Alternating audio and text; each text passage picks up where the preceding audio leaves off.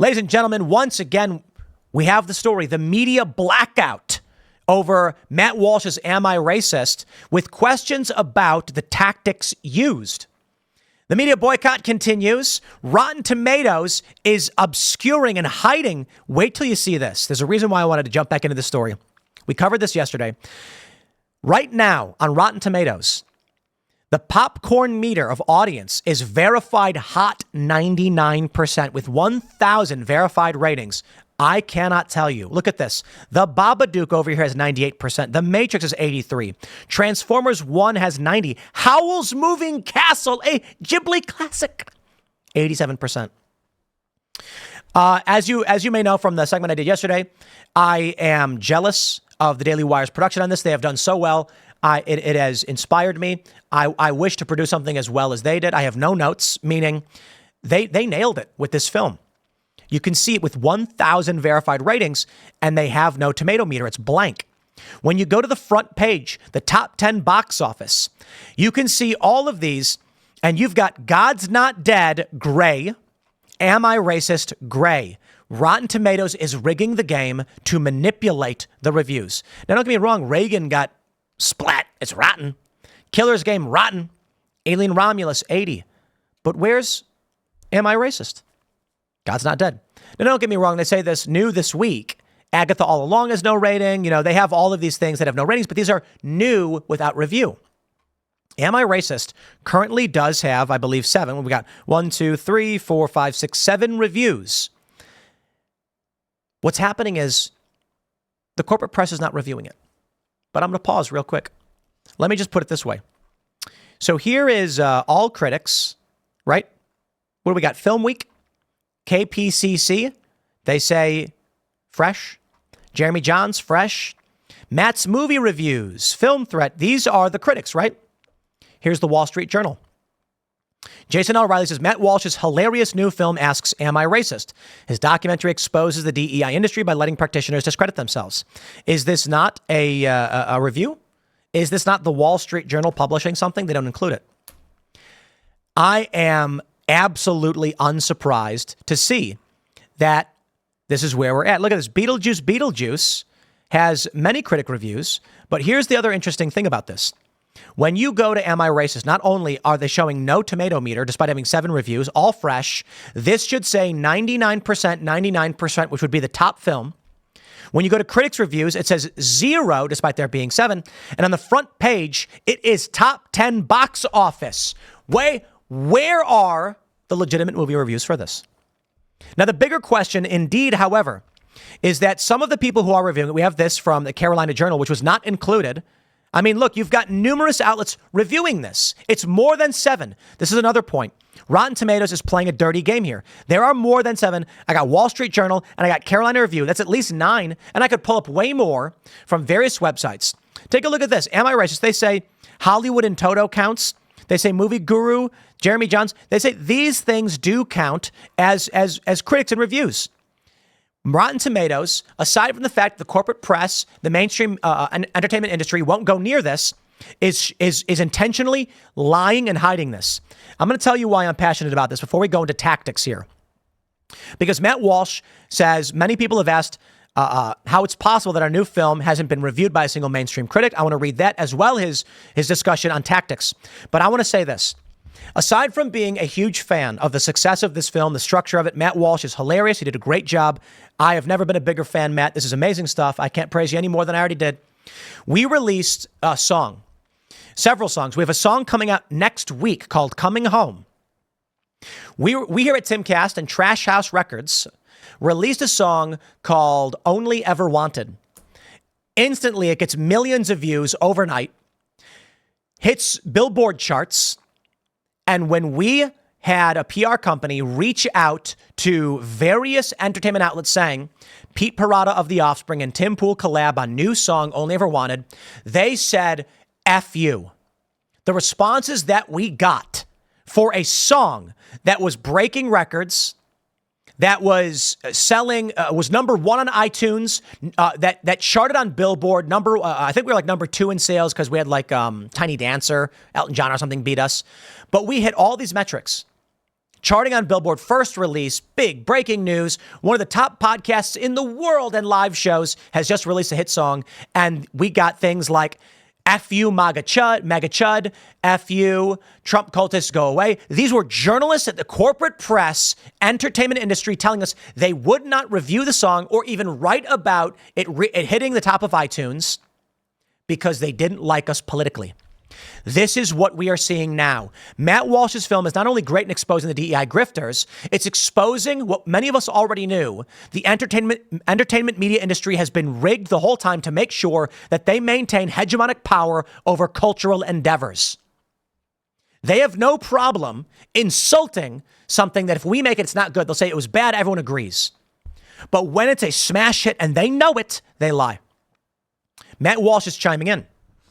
Many have asked how it's possible that our new film, Am I Racist, hasn't been reviewed by a single mainstream media critic, even with a 99% audience score, verified hot rating on Rotten Tomatoes, and a top 5 box office debut.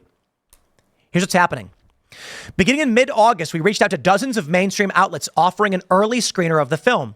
That includes Time, AP, IndieWire, Variety, Hollywood Reporter, New York Times, New Yorker, and many others.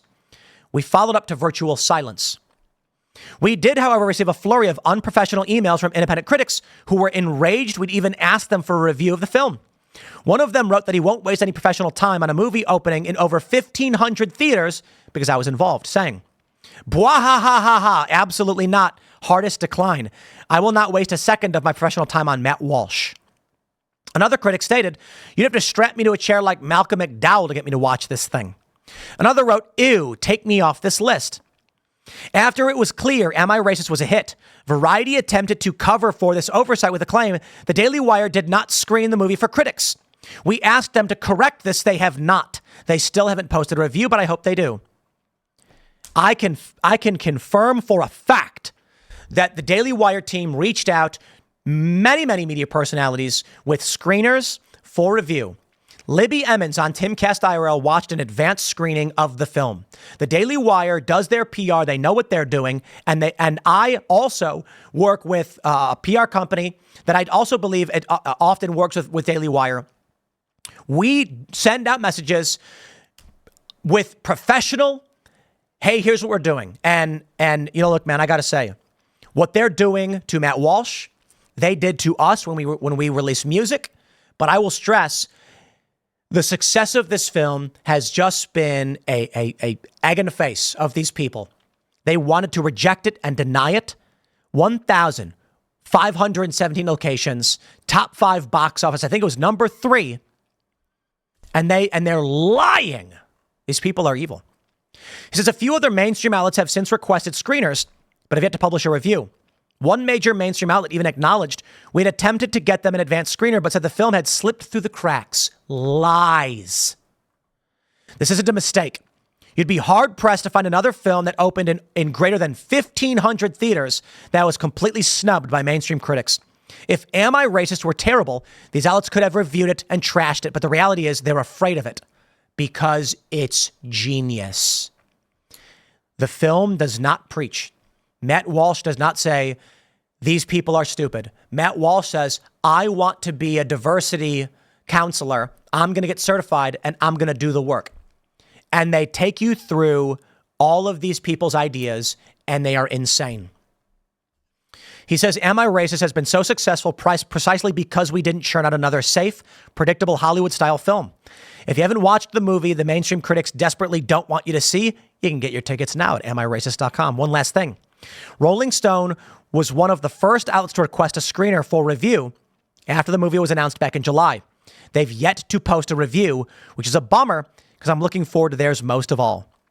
And then he shows you this from June saying, today Rolling Stone ran a hit piece about what is a woman, calling it transphobic propaganda. The funny thing is that we sent screeners to the writer of the piece, and we can see that he watched 0% of the film before arriving to this conclusion. Bravo, gentlemen.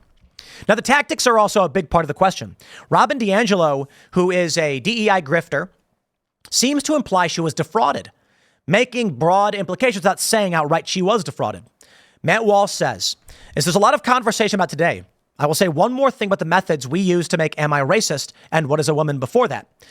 We're trying to expose the so-called the so-called expert class. are self-appointed moral superiors who impose their doctrines on us from on high. Some conservatives have expressed discomfort with the fact that we use deception to accomplish this goal. I don't think that's the right word to describe our method, but I'm not quibbling about that right now. The better question is this: how else can these people be exposed? Sure, you can make your arguments, present your opinion, explain why these people are full of ish, but doesn't expose them. Not in the way Robin DiAngelo was exposed, or the professor in WI8 and What is a Woman, or any other unwitting co-stars in our films. You can't expose them unless they come down from their perch and open themselves up to it. These people will never do that intentionally. They will never knowingly make themselves vulnerable. So what then? Either we throw up our hands and let them hide behind all of the layers of intellectual protection they've set up for themselves, or we use more innovative and maybe even ruthless means to lure or drag them out from behind that wall. That's what we've done with our films. And once we have them, we let them embarrass themselves, and we laugh at them. It's not the nicest thing, but niceness is a luxury we don't always have. I think it is nice. I think Matt Walsh said, "Would you like to explain yourself on camera in a documentary?" And he said, "Yes, I would." And he said, "Okay." That's the master, the genius of this film. And What is a Woman? Though Am I Racist is, I gotta say, it's 100 times better than What is a Woman. And What is a Woman was good. He simply sits down and says, "Tell me more." I don't want to spoil it because you need to see it. You really, really do. It's funny. But one point I will give you is when he's talking to him in the very beginning, and she says, "You got to talk to your children about this." She goes, I have a 4-year-old who, she wants to be a princess, she gravitates towards the white princess or whatever. Matt Walsh is like, "Yeah, my daughter likes Moana. And for Halloween, she wants to be Moana, but then it's cultural appropriation. So, if she wants to be the white princess, then it's white supremacy. But if she wants to be the Pacific Islander or black princess, then, that's cultural appropriation." There's no answer. That's the point he makes. And the woman's like, "Yeah, there's literally nothing you can do. No matter what you do, they call you racist. There is no answer. There is no way out.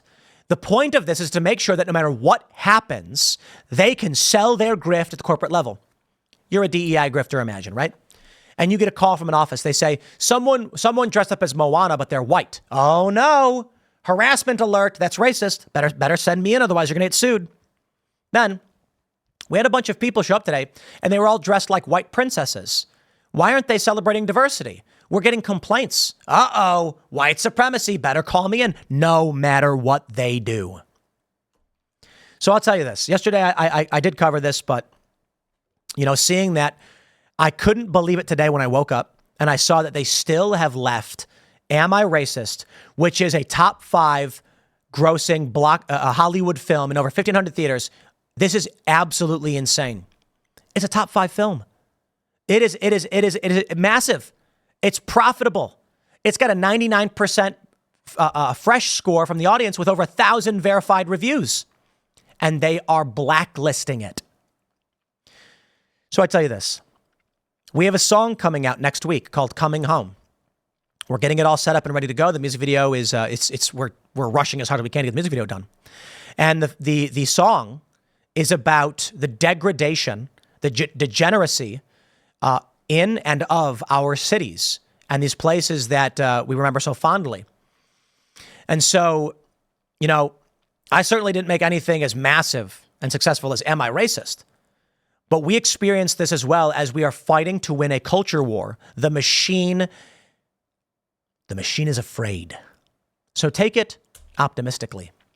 You can't deny it forever. We are winning. Shout out to the Daily Wire once again. I'll leave it there.